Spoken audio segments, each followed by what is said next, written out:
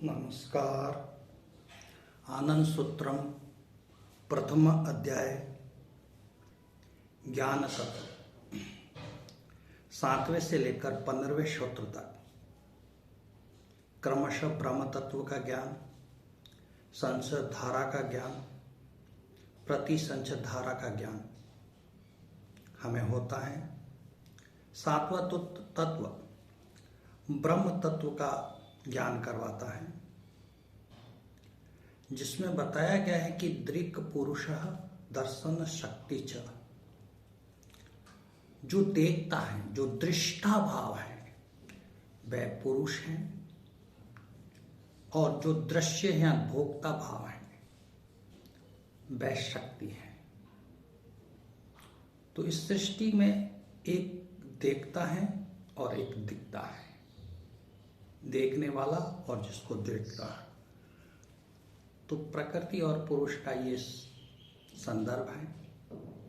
जब व्यक्ति अपनी साधना अभ्यास करता है तो उसे दृष्टा भाव में रहना पड़ता है, न कि भोक्ता भाव में। यदि भोक्ता भाव में जाता है तो वो प्रकृति के बंधन में रहता है, जबकि दृष्टा भाव में रहता है तो प्रकृति के बंधन से मुक्त होने जा रहा है। संचय धारा के ज्ञान 8वां सूत्र में दिया गया है। कहा गया है गुण बंधने गुणाभिव्यक्ति। जैसे जैसे सत्व गुण के प्रभाव से मह तत्व की सृष्टि होती है, उससे जड़ गुण रज गुण के प्रभाव से अहम तत्व की सृष्टि होती है, और तमोगुण के प्रभाव से चित्त की सृष्टि होती है। उसके बाद तमोगुण का प्रभाव बढ़ता जाता है और सूक्ष्म तत्व आकाश का निर्माण होता है। आकाश चूंकि बहुत सूक्ष्म है, इसीलिए इसमें केवल शब्द तन्मात्र वहन करने की ताकत होती है। फिर तमोगुण के प्रभाव से वायु तत्व, आकाश तत्व के भीतर ही वायु तत्व का निर्माण होता है। तो शब्द के साथ स्पर्श, और वायु तत्व के भीतर ही अग्नि तत्व का निर्माण होता है। उसमें शब्द, स्पर्श और रूप आ सकता है। अग्नि को देखा जा सकता है, वायु को स्पर्श किया जाता है, और आकाश को केवल सुना जा सकता है। उसके बाद अग्नि तत्व के से ही तमोगुण प्रभाव से जल तत्व की उत्पत्ति होती है, जिसमें शब्द, स्पर्श, रूप और रस, उसका स्वाद लिया जा सकता है, टेस्ट किया जा सकता है, रस लिया जा सकता है। उसके बाद पृथ्वी तत्व पर भी तमोगुण के प्रभाव से,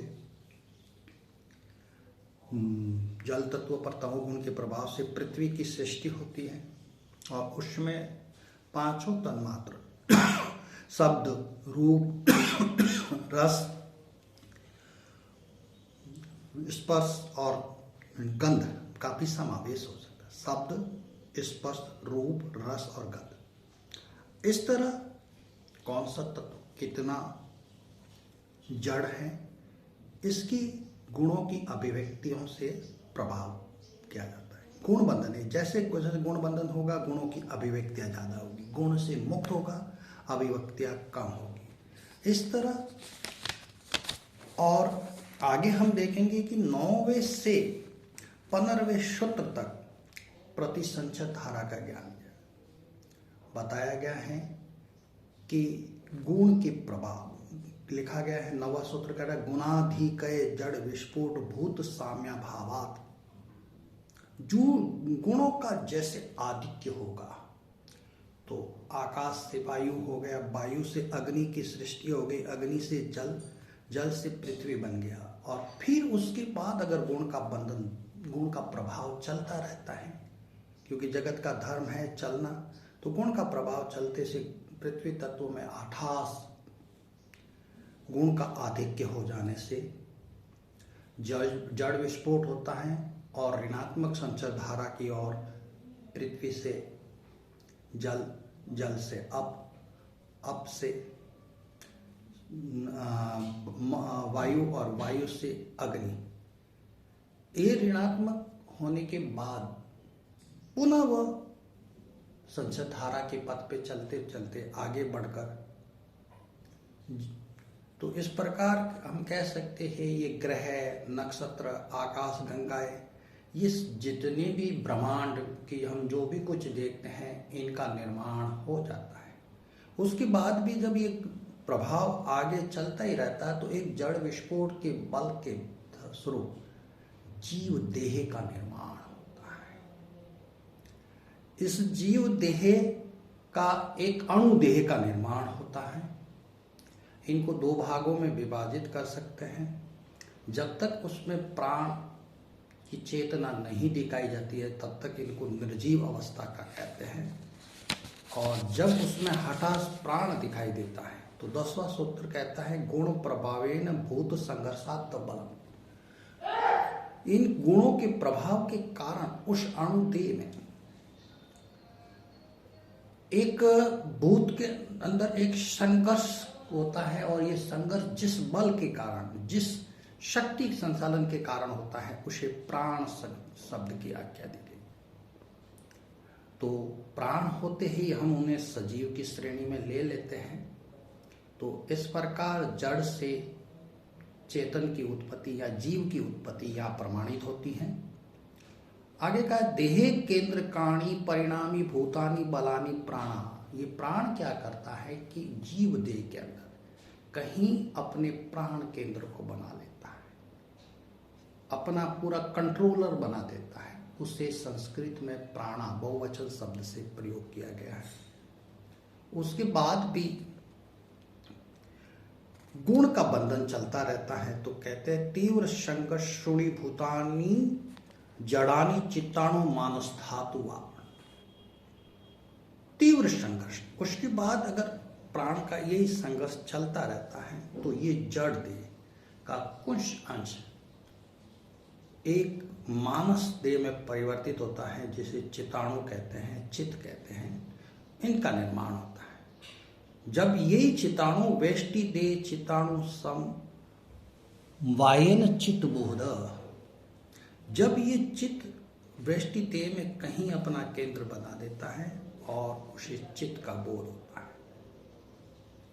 14वें सूत्र में कहा गया है चितात् गुणावक्षे रजोगुण प्राबल्यम अहम। जब चित्त पूरी तरह से तमोगुण से श्रेष्ठ है, जब धीरे धीरे उस पर ज्ञान विद्या या परम पुरुष की कृपा के प्रभाव से रजोगुण का प्राबल्य होता है, और चित्त का जो अंश कृताभाव या स्वामित्व भाव लेके खड़ा होता है उसे अहम कहते हैं। और लास्ट 15वें सूत्र में कहा गया है सूक्ष्माभिमुखी गति रुद्ध अहम तत्वान महत। इस अहम तत्व के ऊपर जब धीरे धीरे विद्या शक्ति परम पुरुष की अहेतु कृपा से एक आकर्षण पैदा होता है, भूमा के प्रति आकर्षण पैदा होता है, जिससे रजोगुण का प्राबल्य कम होता है और शतोगुण का प्राबल्य बढ़ता है, जिससे जिस तत्व की सृष्टि होती है उसे मह तत्व कहते हैं। तो इस प्रकार हमने देखा कि ज्ञान तत्व के अंदर हमें ब्रह्म का ज्ञान बनाया कि जो दृष्टा भाव है, जो देखता है वह पुरुष है, जो दिखता है यानी जो भोक्ता भाव है, जो दृश्य है वो प्रकृति है। संस्कृत धारा के अंदर मह तत्व, अहम तत्व, भू और चित्त तत्व, ये भूमा मन का निर्माण हुआ, फिर पंच महाभूतों का निर्माण हुआ, और ये विश्व ब्रह्मांड के तारे, ग्रह, नक्षत्र, आकाश गंगाएं, एक ब्रह्मांड, उससे भी बड़ा ब्रह्मांड, इस तरह से ये बृहत पूरी सृष्टि का निर्माण जड़ विस्फोट के बल पर हुआ।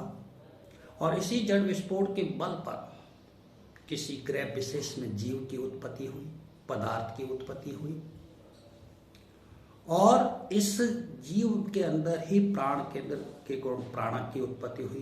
प्राण ने जब केंद्र बना दिया तो प्राणा कहलाया, और इसी संघर्ष के कारण चित्त की उत्पत्ति हुई, चित्त का जो केंद्र चित्त बोध कहलाया। रजोगुण के प्रभाव के कारण अहम बना और सतोगुण के प्रभाव के कारण महत बना। इस तरह से प्रतिसंचय धारा में महत आ जाने के बाद क्रिया तत्व की शुरुआत होती है। किस तरह से महत भूमा में मिल सकता है या अपने कारण में लय हो सकता है, ये क्रिया तत्व का विषय है। कर्म योग तो ये था ज्ञान योग, आनंद सूत्रम का ज्ञान योग हमने समझा। नमस्कार।